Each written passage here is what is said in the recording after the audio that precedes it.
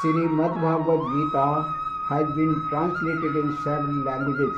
Here we are making an arrangement on attempting to put it in three languages, that is Sanskrit, Hindi and English. जय श्री कृष्णा। आप सभी दर्शकों के लिए, आप सभी जिज्ञासुओं के लिए, भक्तों के लिए आज हम एक ये विशेष एपिसोड बनाने जा रहे हैं, जिसमें आपकी सुविधा के लिए, आपकी आसानी से समझ के लिए ये श्रीमद् भगवद गीता का एपिसोड 3 भाषाओं में आप लोगों के सामने प्रस्तुत करने जा रहा हूँ, संस्कृत, हिंदी और इंग्लिश। तो आपकी सुविधा और सरलता जिसमें आ जाए और जिसमें आप आसानी से समझ सकें। कथम भीष्ममहं संख्ये द्रोणं च मधुसूदन इसुभिः प्रति योत्स्यामि पूजाहार वरिशूदन। जय श्री कृष्ण। भक्तों, श्रीमद् भगवद गीता हमारे जीवन के लिए कितनी अनिवार्य है, कितनी उपयोगी है, इस बात को लेकर के आप सभी लोग पहले से भी परिचित हैं, किंतु आपकी आसानी और सुविधा के लिए मैं आपको बताऊं। देखिए, हम इस संसार में सभी लोग छोटी छोटी बातों को लेकर के हम उद्विग्न हो जाते हैं, या यूं कहना चाहिए छोटी छोटी सी घटनाएं मुझे आंदोलित करती हैं, चाहे वो पारिवारिक हों और चाहे सामाजिक हों और सांसारिक हों। कैसी भी छोटी छोटी बातों से हम बड़े आहत हो जाते हैं। छोटी छोटी सी बातें हमें आंदोलित करती हैं, हमारा मन खिन्न करती हैं। श्रीमद् भगवद गीता में भगवान श्री कृष्ण ने अर्जुन को निमित्त मान करके हम सभी मानव मात्र को एक बहुत सुंदर उपदेश दिया है, जो हमारे जीवन के लिए कल्याणकारक है, बहुत ही उपयोगी है। देखिए, भगवान श्री कृष्ण जब अर्जुन का रथ दोनों सेनाओं के मध्य में ला करके खड़ा करते हैं, तो युद्ध से पूर्व, युद्ध से सुसज्जित दोनों ओर की सेनाओं को देख करके अर्जुन भयभीत हो जाता है, कांप जाता है, अर्थात वह इतना दुखी हो जाता है, दीन हो जाता है और दौर्बल्यता को प्राप्त हो जाता है। तभी कहता है, गुरून् हत्वा हि महानुभावान् श्रेयो भोक्तुं भैक्ष्यमपि हलोके हत्वार्थ कामास्तु गुरुनिहैव भोज्येय भोगान् रुधिर प्रतिग्धान्। आइए, अब इसके बाद में इसी से संबंधित हमारे आदरणीय दादाजी आपको आपकी सुविधा के लिए अंग्रेजी में इस भावार्थ को, इस आशय को समझाएंगे। In the battlefield of Kurukshetra, when two armies, Pandav and Kaurav, were assembled, standing opposite to each other. At the time, Duryodhana was commander at one side and Arjuna was on the other side. Arjuna inspected the armies of the opponents and he declined to wage a war against them, because he found that in that particular army there were many masters, fathers, grandfathers, fathers-in-laws, uncles, maternal uncles. So he told the Lord, "Sir, it is very difficult for me to wage a war against two persons. There are many who are fit for my worshipping. How can you wage the war against the person? It will be better for me. It will be better for me to eat beggars' bread rather than killing my own kith and kin. If I win the war, what will be the use of that kingdom, wealth and enjoyment of the earth, because that will be stained with the blood." Hearing this, that Arjuna is in great despondency, Lord Krishna असोच्यानवंसोचस्त्वं प्रज्ञावादांशु भाससे गतासूंश्च नानुशोचन्ति पंडिताः। देखिए, अर्जुन ने जब भयभीत होकर के अपनी दुर्बलता को प्रकट किया, तो भगवान श्री कृष्ण ने कितना सुंदर उसको जो है उपदेश किया।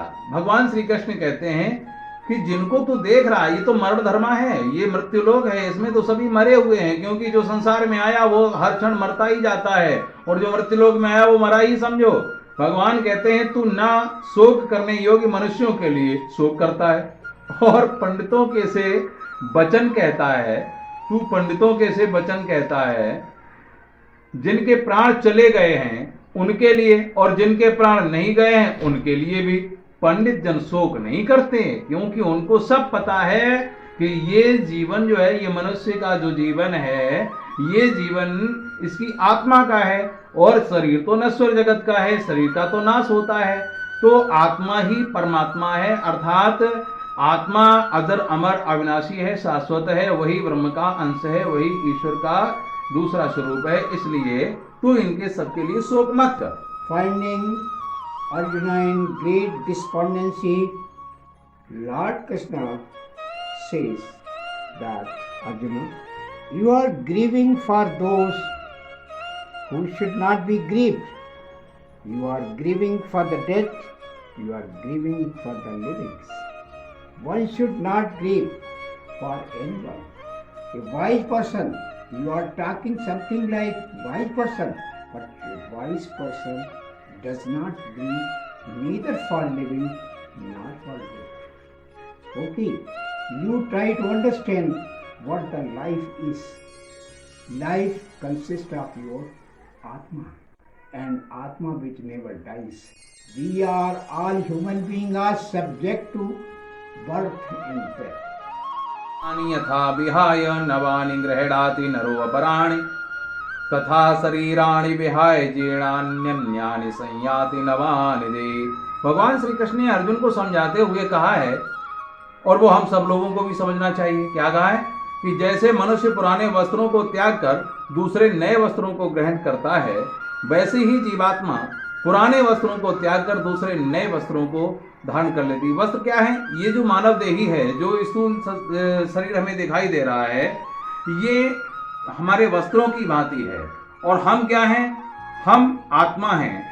तो तभी तो कहा है भगवान ने अर्जुन से कि नैनम छिन्दन्ति शस्त्राणि नैनम दहति पावकः न चैनम क्लेदयन्त्यापो न शोषयति मारुतः। इस आत्मा को शस्त्र नहीं काट सकते, इसको आग जला नहीं सकता, इसको जल नहीं गीला कर सकता, वायु सुखा नहीं सकता, तो फिर इसमें किस प्रकार का दुख करना, क्यों क्षोभ करना, ये तू इतनी दीनता को, दुर्बलता को क्यों प्राप्त हो रहा है? अरे ये तो सब मरे हुए हैं, तू अपना केवल कर्म कर, ऐसा भगवान अर्जुन को उपदेश। While explaining the qualities of soul, Lord Krishna explains to Arjuna.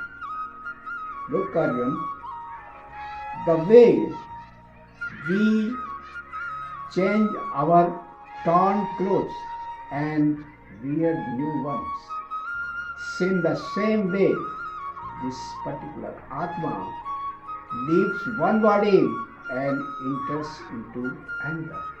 At the time of death, this goes to another body, leaving behind it here. Further he explains that you try to understand the concept of Atma, the soul. Nayanam chiddanti sastrani, nayanam dahet pavuka, na chayan priyamtapo, na shoshat marta. This soul, weapons cleave it not, no weapon can destroy it. I would say any powerful weapon of this universe cannot destroy soul. Nayanam chiddan na nayanam pavka, and pavka means agni. Agni means fire. The fire wants it not. Weapons cleave it not. Fire wants it not. And water. Water, you know the quality of water? Water will wake us very quickly, but water wastes it not. And so is the taste of the wind, the quality of the wind, that it will take away the moisture, but even wind cannot dry it. So you try to understand it is something, it is unmanifested, it is beyond explanation further. You try to understand what the Atma is.